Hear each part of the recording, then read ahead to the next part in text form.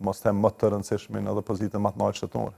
Po, kemi parë pikërisht deklarata nga vendosja që presin në reflektim opozitar. A shihni këtë si mënyrë tentimi për ta fajsuar pikërisht opozitën për çështjen e presidentit? Po, mendoj se po, dhe mendoj se kishin sukses me bo atë manipulim vitin e kaluar. Domethënë, arritën me një farë mënyre me fajsu partitë e tjera më të vogla për fajin e vonesës së formimit të institucione, po sa po e shoh në rrjetet sociale, në për komente, në për terren që po bisedoj, populli më në fund e ka kuptuar një pjesë e madhe e popullit që një parti politike që i fiton 51% me vazhdu me bo gjana të këtilla manipulime në vend që me i kry proceset, mendoj që nuk kam ja u falë këtë herë dhe mendoj që bën mirë se nuk ja u falë, sepse vërtet çka kime dhonë ma shumë në demokraci se 51%.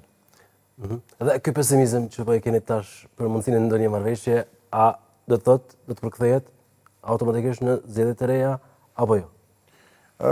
Kisha pritë edhe disa ditë se s'kanë mbetë edhe shumë, po shpresoj që liderët e dy partive politike e gjejnë një ide si ta zgjidhin këtë problem. Unë personalisht si Ermal, si deputet i ri, nuk po shoh zgjidhjen në këto momente. Në bazë asaj që po e lexoj, le të jetë gabim leximi jam shumë më mirë se të shkojmë zgjedhje të humbim kaq kohë edhe miliona euro shpenzime për shtetin. Ndoshta më mirë të dalun unë gabus, i gabuar, po në bazë asaj që po lexoj nuk po shoh zgjidhje tjetër pos zgjedhjet. Po pikërisht vendosja thotë që zgjedhjet nuk janë zgjidhje, dhe se nuk ka nevojë që të shkohet në zgjedhje. Kush duhet të çojë pe në këtë rast? Nuk po më duket që ka dhe nevojë me lshu pe në çat kuptimin që po i thojnë ata. Nuk është mirë me u viktimizu kur i ki 51%. Sepse me 51% me vazhdu dëgjoj ti edhe kur je aty në parlament, ti kur i ndëgjon zyrtarët e partisëve të vendosje dhe ministrat edhe ti nuk e din a janë ata pozita a janë opozit, sepse vazhdojnë të flasin si opozit.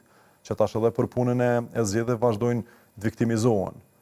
Na du të me lshu pe, ne i kemi këtu, pse s'po na bojnë këta, pse s'po na bojnë ata.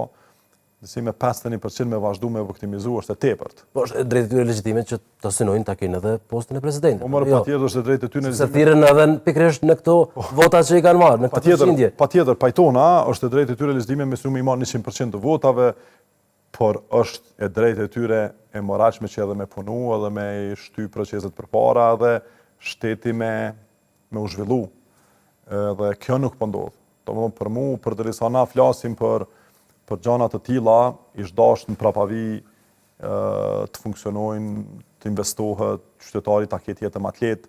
Për shembull, nuk e pranuam propozimin ton për ulje të çmimit të naftës. U refuzu kategorikisht, haptazi në mënyrë publike, zoti Kurti tha nuk e pranoj tha këto këshilla, si ai quante, sepse tha unë edhe pa i ndëgju këto këshilla, edhe po e citoj, tha unë i fitoj, po ju fitoj. Tash